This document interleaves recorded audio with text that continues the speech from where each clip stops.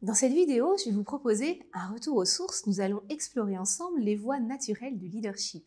Ce sont ces voies dont je vous parle à chaque fois que je vous propose de télécharger la masterclass que j'ai créée et qui permet de développer, de déployer ces voies. Je vais vous les décrire brièvement dans cette vidéo. Je m'appelle Nolwenn Bernat-Chasselan, je suis coach en leadership, consultante en management. J'accompagne depuis 15 ans des entreprises à déployer un management plus serein, plus efficace. Mais je suis aussi paléoanthropologue de formation.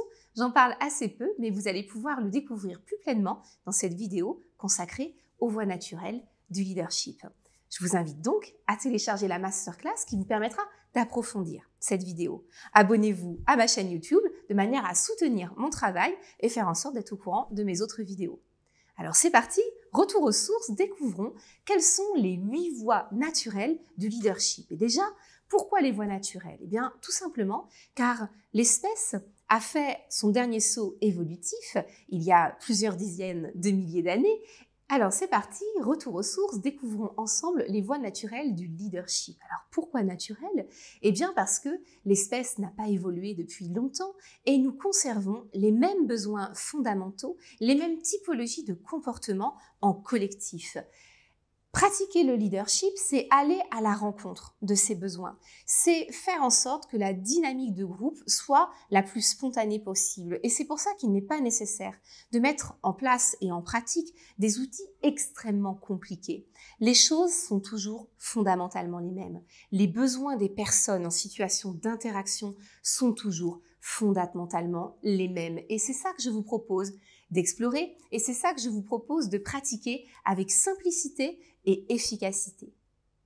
La première voie naturelle du leadership, c'est la voie de la structure.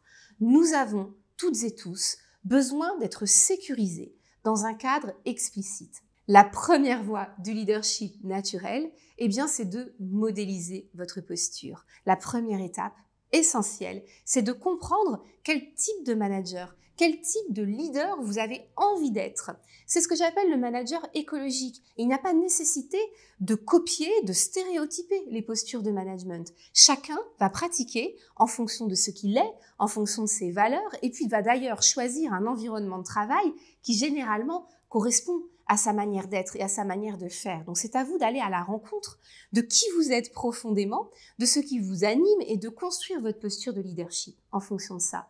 Vous déploierez ainsi votre vision, vous comprendrez le pourquoi profond de votre envie d'exercer le leadership, vous allez aussi mieux comprendre vos sources de légitimité et du coup mieux les nourrir. Vous irez aussi dans cette étape-là à la rencontre de vos forces motrices, c'est-à-dire de ce qui vous anime en profondeur, de ce qui fait que vous allez rester mobilisé, engagé dans votre posture, jour après jour, année après année. La deuxième voie naturelle du leadership, c'est la voie de la structure. Nous avons toutes et tous besoin d'un cadre, d'un socle sur lequel s'appuyer, de murs qui nous protègent, d'un toit également qui nous protège. Nous avons besoin de ça. Le cadre managérial est là pour solidifier, consolider, rassurer l'équipe.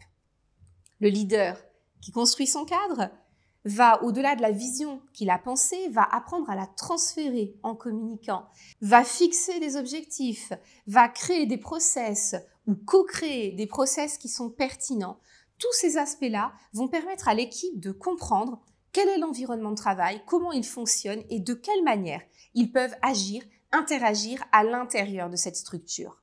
À terme, cette seconde voie vous permet de construire ce qu'on appelle le projet managérial qui s'ajoute au projet plus stratégique de développement de l'entreprise. C'est le volet humain de votre pratique. La voie numéro 3, c'est celle de la collaboration et de la coopération. Avoir une vision, avoir construit un cadre, c'est pertinent.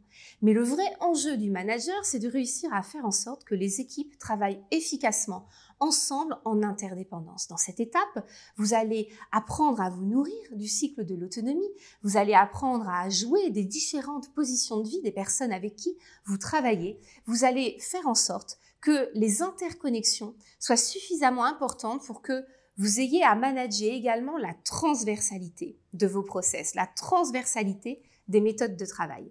La quatrième voie du leadership naturel est à mes yeux absolument essentielle. Si elle arrive en quatrième position, c'est pas parce que c'est un ordre d'importance, c'est parce que tout ce que vous aurez fait préalablement va vous permettre de construire une dynamique temporelle qui favorise le bien-être et la santé mentale au sein du collectif. Nous vivons dans un monde trépidant, où tout est accéléré, où tout semble urgent et important au même degré. Le rôle d'un leader, c'est de fluidifier la gestion des choses, de temporiser l'action, de remettre de l'espace, de remettre de la respiration dans le collectif de travail et de surtout empêcher que tout le monde s'emballe, agisse sous pression constante, ce qui va inévitablement créer de la souffrance et du stress. Le manager est vraiment là pour dépressuriser le collectif de travail. C'est la 4e voie, la voie de la temporalité. La 5e voie du leadership naturel, c'est favoriser la créativité et faire émerger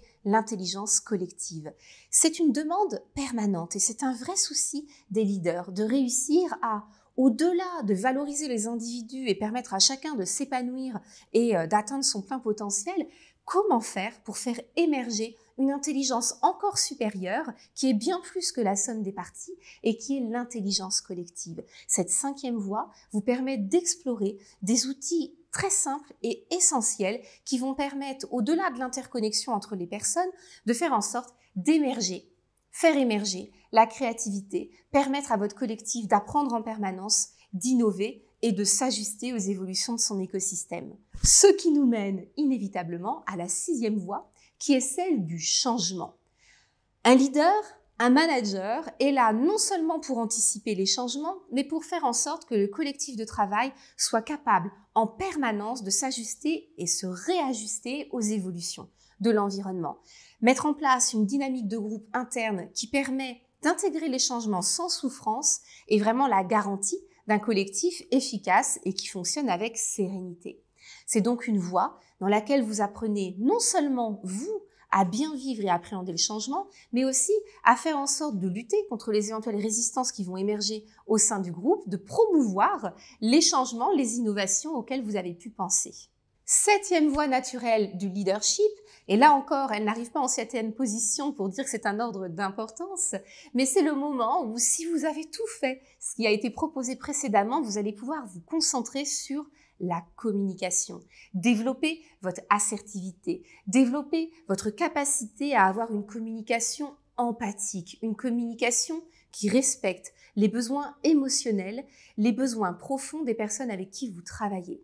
C'est une voie qui vous permet de mieux apprendre à gérer vos émotions. C'est une voie qui vous permet d'apprendre également à diminuer votre stress, car on ne peut pas communiquer avec assertivité et avec empathie si on est crispé sur ses émotions et si on est rempli de stress. C'est donc apprendre à fluidifier cette communication, mais aussi à la simplifier, car on a tendance à trop communiquer et du coup à ne pas communiquer de la meilleure des manières possibles, c'est-à-dire avec clarté et avec simplicité. Enfin, la 8e voie du leadership naturel, c'est la voie de la réconciliation. J'aime à rappeler que le conflit est un moteur de construction sociale. Pourquoi ? Car nous avons profondément besoin les uns des autres et lorsque nous nous fâchons, lorsque nous nous querellons, nous savons qu'à terme, nous avons besoin de retrouver notre place au sein du collectif. Le rôle du manager, c'est donc de travailler aux conditions de la réconciliation. En travaillant à pacifier le collectif de travail, en pratiquant une médiation efficace et en sachant aussi individuellement ne pas entrer dans les situations conflictuelles et, quand c'est le cas, de savoir en sortir d'une manière efficace, orientée solution et orientée avenir. Voilà, vous savez tout ou presque des voies naturelles du leadership et pour en savoir plus, je vous invite de nouveau à télécharger la masterclass qui vous permettra d'aller plus loin dans la compréhension et le début d'une application de ces voies naturelles du leadership. Merci de m'avoir écouté jusqu'au bout. Si vous avez aimé, likez la vidéo et surtout abonnez-vous à ma chaîne YouTube pour soutenir mon travail et recevoir tous mes conseils en leadership et management. À très bientôt.